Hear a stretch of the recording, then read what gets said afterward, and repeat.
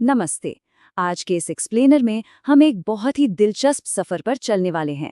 हम बात करेंगे प्राचीन भारत की और देखेंगे कि कैसे एक साधारण सा खेतीबाड़ी करने वाला समाज अचानक से एक ग्लोबल कमर्शियल सुपर पावर बन गया। आज हम प्राचीन भारत के मर्केंटाइल एरा यानी व्यापारिक युग की हर एक छोटी बड़ी डिटेल को खंगालने वाले हैं। इस युग ने न सिर्फ अर्थव्यवस्था का चेहरा बदला बल्कि समाज की पूरी दिशा ही तय कर दी। तो चलिए बिना किसी देरी के सीधे शुरू करते हैं। आज हम इस एक्सप्लेनर में इन 6 टॉपिक्स को कवर करेंगे।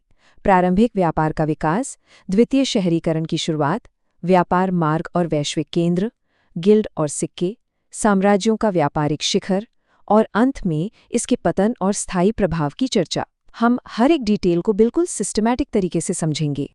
तो सबसे पहले बात करते हैं सेक्शन 1 की, प्रारंभिक व्यापार का विकास, वस्तु विनिमय यानी बार्टर सिस्टम से लेकर वाणिज्य तक। अब ये सब रातों रात तो हुआ नहीं था। प्रागैतिहासिक काल से शुरू करें तो लोग सिर्फ अपनी बुनियादी जरूरत की चीजों की अदला बदली करते थे। लेकिन फिर आई सिंधु घाटी सभ्यता। यहाँ हमें एक प्रॉपर अर्बन इकोनॉमी देखने को मिलती है। सोचिए, उस समय मानकीकृत वजन यानी स्टैंडर्डाइज्ड वेट्स का इस्तेमाल हो रहा था और मेसोपोटामिया और ओमान जैसी जगहों के साथ व्यापार के पक्के सबूत मिलते हैं। इसके बाद प्रारंभिक वैदिक काल में चीजें थोड़ी धीमी हुईं, जहाँ लोग ज्यादातर पशुपालन करते थे और व्यापार सीमित था। लेकिन उत्तर वैदिक काल तक आते आते खेती में काफी सुधार हुआ और सरप्लस अनाज पैदा होने लगा। इसी सरप्लस ने आगे की मजबूत नींव रखी। 6ठी शताब्दी ईसा पूर्व के आसपास जो बड़े बदलाव हुए, उन्हें समझने के लिए पहले ये समझना जरूरी है कि मर्केंटाइल इकोनॉमी आखिर होती क्या है। ये एक ऐसा सिस्टम है जहां व्यापार सिर्फ जरूरत पूरी करने के लिए नहीं होता, बल्कि पूरी इकोनॉमी को चलाता है। व्यापारी समाज में बहुत शक्तिशाली हो जाते हैं, बाजार और शहर तेजी से फैलते हैं और सबसे बड़ी बात, करेंसी यानी मुद्रा का रोजमर्रा के जीवन में भारी इस्तेमाल होने लगता है। चलिए आगे बढ़ते हैं हमारे दूसरे सेक्शन पर, द्वितीय शहरीकरण की शुरुआत, लोहा, अधिशेष और शहर। ये पूरा फेज ना एकदम एक चेन रिएक्शन की तरह था। देखिए, सबसे पहले लोहे की तकनीक और औजारों ने खेती को बहुत बेहतर और आसान बना दिया। इससे ज़रूरत से ज़्यादा अनाज यानी सरप्लस पैदा होने लगा। जब खाने की कोई कमी नहीं रही तो लोग शिल्प और व्यापार की तरफ मुड़े, जिससे नए शहरी केंद्र उभर कर आए। अब इन शहरों में जो अमीर व्यापारी थे, उन्होंने बड़े स्तर पर व्यापार को फाइनेंस करना शुरू कर दिया और इस पूरे सिस्टम को सुचारू रूप से चलाने के लिए मुद्रा का विकास हुआ। बिल्कुल एक के बाद एक कड़ियां जुड़ती गईं। इतिहासकार इस पूरी क्रांति को द्वितीय शहरीकरण या सेकेंड अर्बनाइजेशन कहते हैं। ये 6ठी शताब्दी ईसा पूर्व में गंगा के मैदानी इलाकों में हुआ था। यहाँ बड़े बड़े किलेबंद शहर बनने लगे, कारीगर अपने काम में एक्सपर्ट हो गए और एक पूरी तरह से मौद्रिक अर्थव्यवस्था यानी मॉनेटरी इकोनॉमी शुरू हो गई। सिंधु घाटी के बाद ये भारत में अर्बनाइजेशन की दूसरी सबसे बड़ी लहर थी। उस समय के कुछ प्रमुख शहरी केंद्रों को देखें तो हर शहर की अपनी एक खास अहमियत थी। तक्षशिला सिर्फ व्यापारी नहीं बल्कि एजुकेशन का भी बहुत बड़ा हब था। उज्जैन प्रमुख व्यापारिक रास्तों के एकदम जंक्शन पर स्थित था। वैशाली एक बहुत बड़ा कमर्शियल सेंटर था।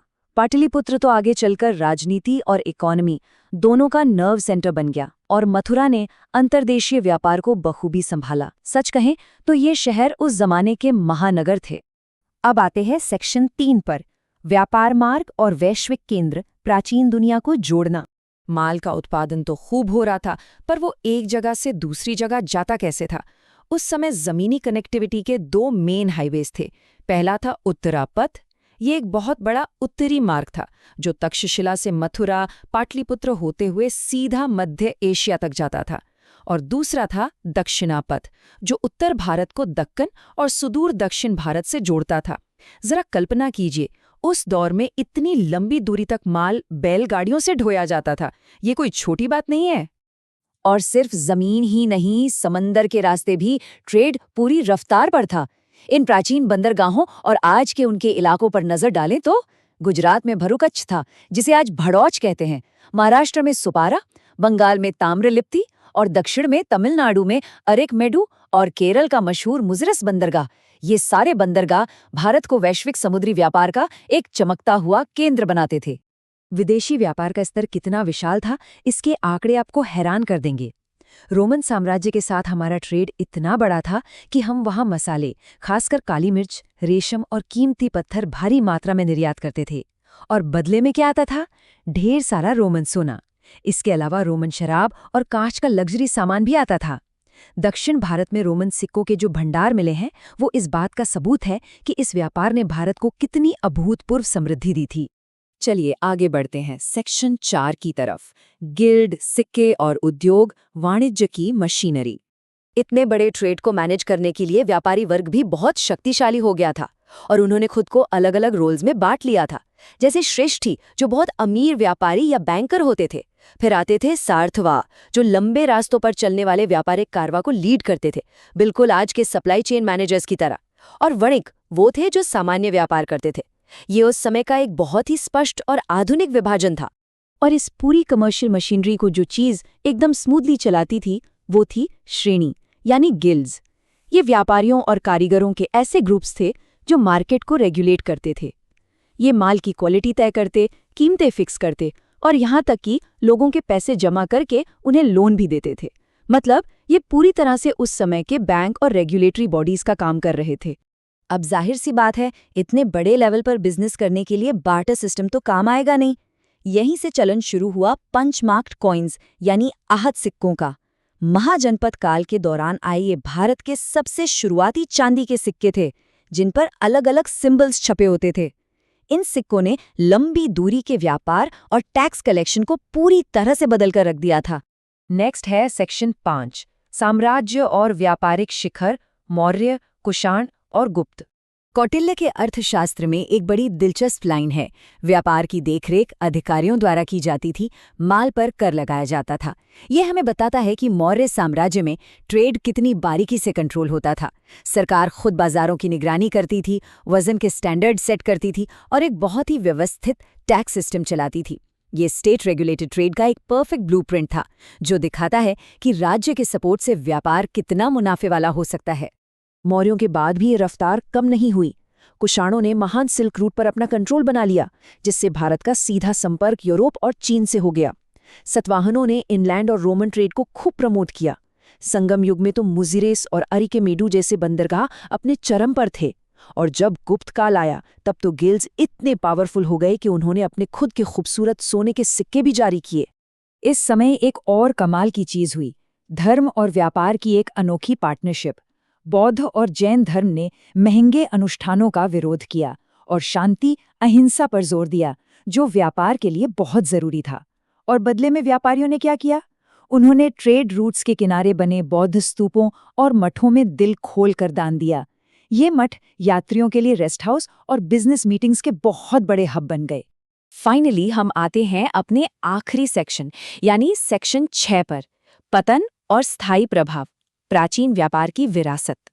अब जो चीज शिखर पर पहुंचती है, उसकी रफ्तार कभी न कभी धीमी भी पड़ती है। इस शानदार युग का पतन 3 मुख्य वजहों से हुआ। पहला, विदेशी हमलों और राजनीतिक उथल-पुथल ने ट्रेड रूट्स को असुरक्षित कर दिया। दूसरा, जब रोमन साम्राज्य का पतन हुआ तो इंडिया और रोम का ट्रेड भी लगभग खत्म हो गया, जिससे सोने का आना रुक गया।